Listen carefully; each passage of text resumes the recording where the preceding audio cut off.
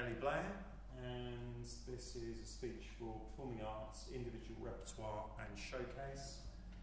And this is what, Ellie? Tell us what it is. I'm doing the speech bit from the Spoon River Anthology by Mary Clark.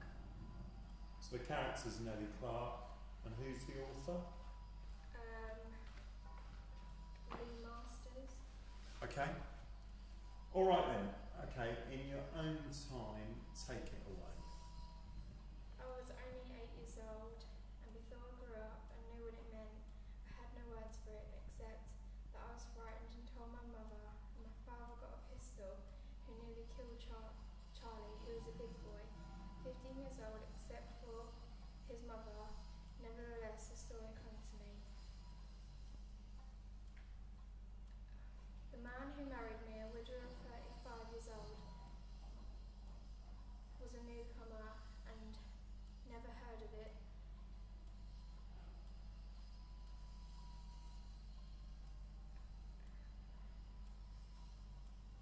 Till 2 years. Till 2 years after we were married, he felt that he was cheated, and the village agreed that I was no longer a virgin. He left me that winter. Oh my god, I forgot the rest. Well, he deserted me and I died the Yeah. following winter. That he deserted me and I died the following winter. Okay. And what do you think that speech is about?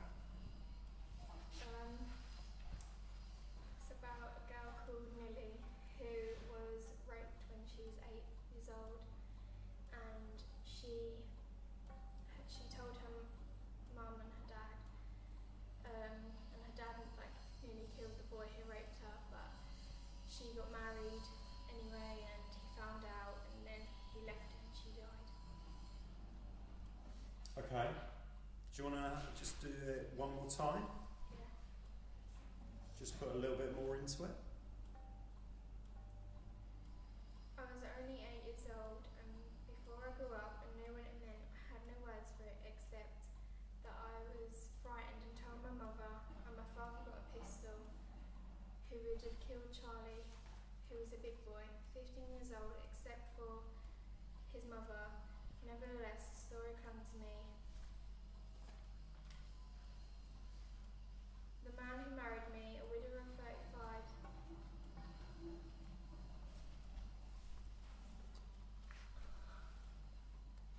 Was a newcomer. was a newcomer and Never heard it. never heard of it. Till 2 years. Till 2 years after we were married,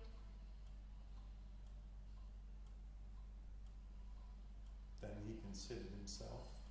then he considered himself cheated, and then he deserted me. I died the following winter. Okay. Do you want to just come and have a little chat? Yeah, no. Is that all right? Yeah. No, that's Or fine. do you want to do it again? No, it's fine. It's a little chat. Can I ask some questions? Yeah, you stick the old. Yeah. Keep Can I ask some camera. questions? Yeah, Yes. So ask it. Right. Should I get my notebook? I've got my notes. If you've got notes, yeah, by all Yeah. means, if you want to have a look at your notes, that's all right. Do you want that, James? Oh yeah, thanks.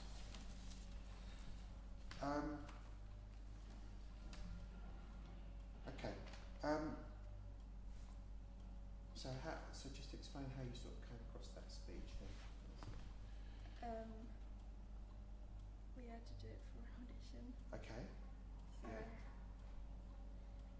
thought I'd give it a go Good. again. Okay. Good.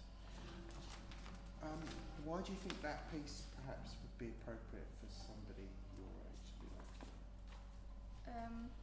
Someone my age, I think we would understand it more as 17-year-olds understand the depth of rape and the adult. We're getting into the adult world, and I think we would understand it more than someone younger than my age. So what is it about this piece then you think would be really good for you as an is good for you as an actor? Because I can put my own emotion into it, try and put it from my Yeah. point of view, like how I think if I was in that situation, how I would feel, and Yeah. kind of bring that across. So let's say you had to find a speech completely for yourself. What sort of things would you be looking for?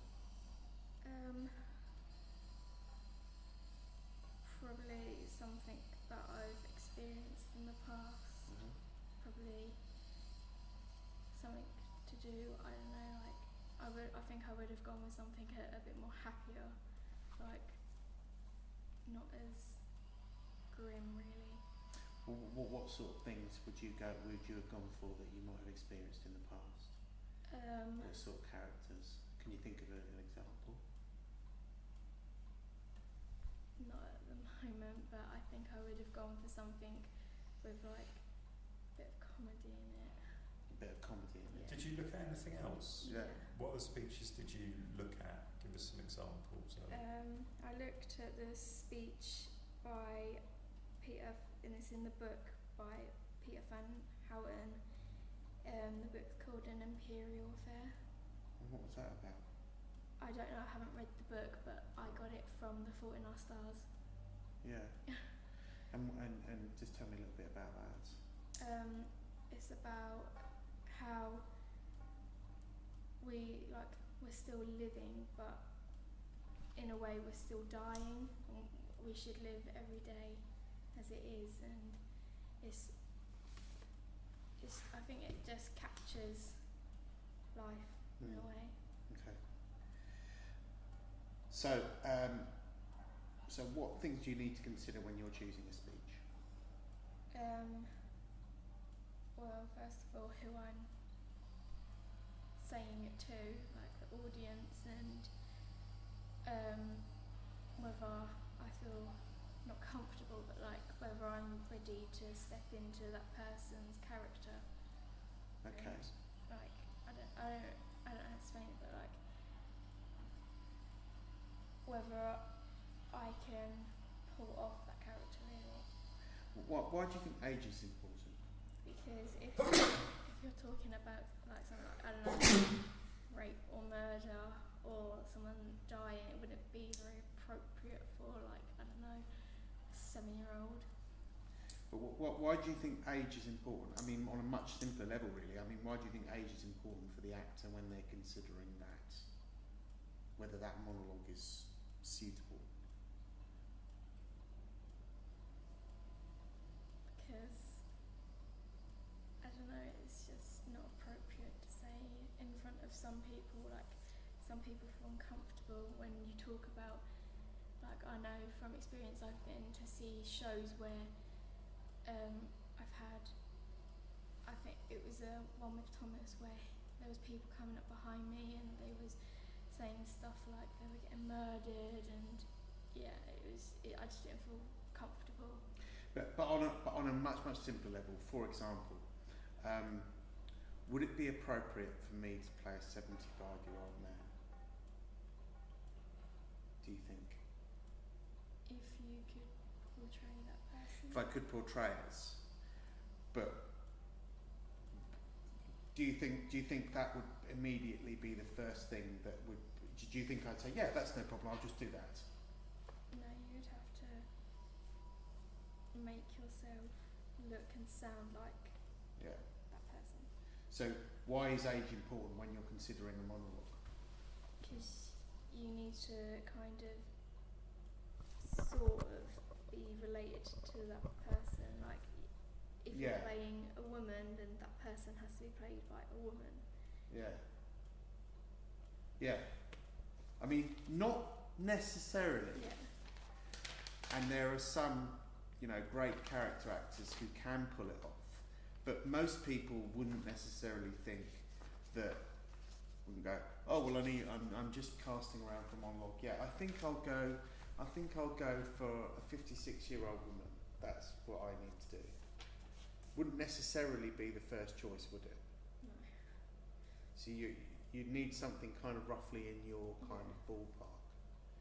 Okay, so you mentioned age, you mentioned gender. Why is style important, do you think, when you're choosing one? The style it's written in?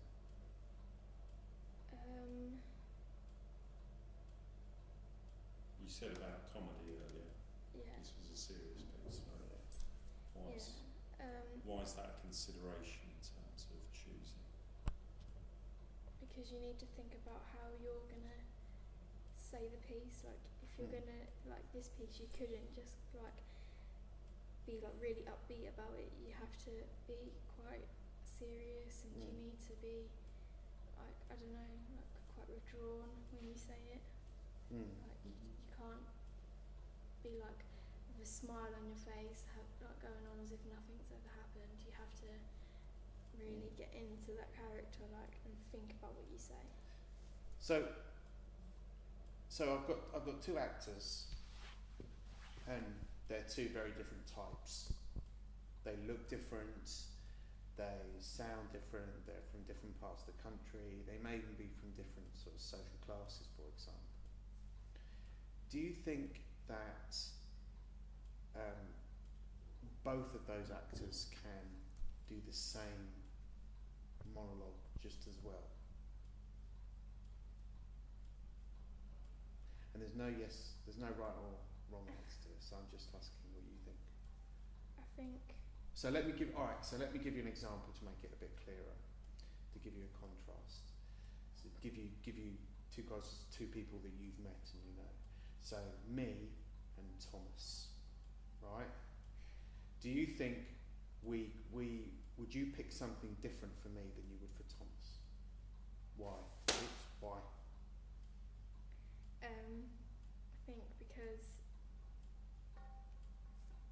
I think because Thomas is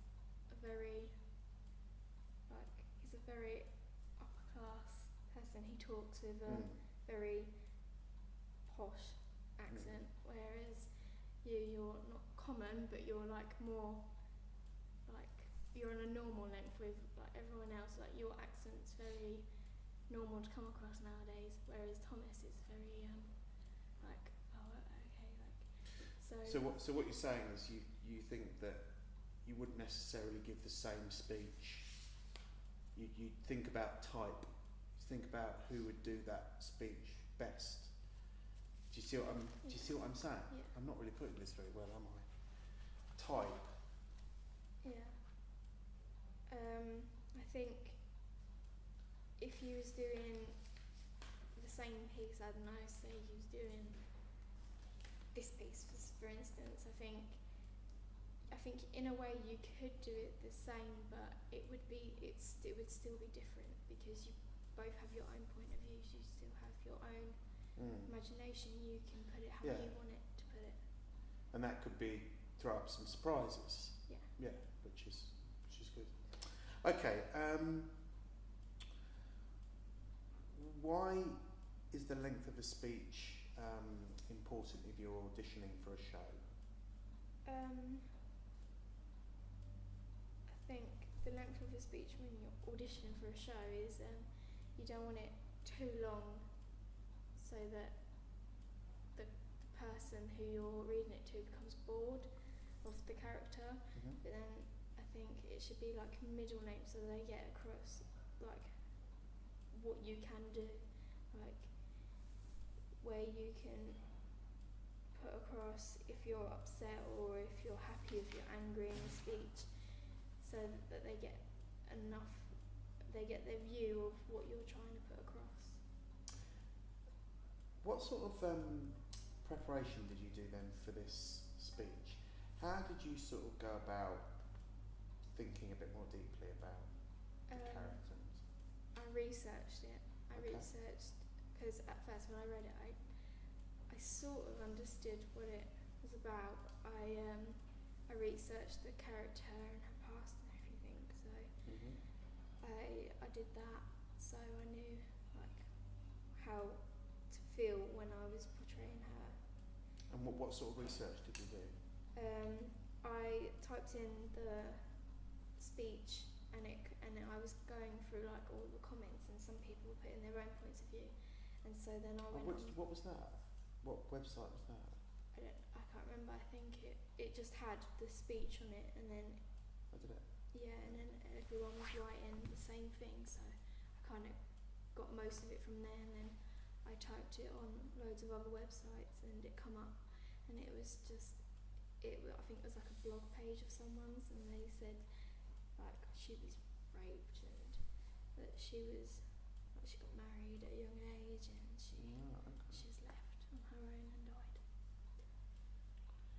And how did you sort of break down the work, like in terms of like preparing for today? How did you do it? Did you do it all in one go over one day, or did you do it every night for a week, or how did you practice? What did you do? How did you sort of manage your time towards today? Well, I did it every night the first time when I was supposed to do it Thursday. Yeah. But I couldn't remember it, so I tried even more to remember it, and I think, as you can see, I just have a brain of a fish. But yeah, like I did an hour every night, and I recorded myself on my phone saying it, so I could listen to it, and so that I could try and remember it. And I even when I was out for dinner with my nan and granddad yesterday, I was like getting them to read it, and I was saying it to them so that I got it right, and what words I got wrong, and that's kind of what I did. Do you want to add anything else? No, that's cool.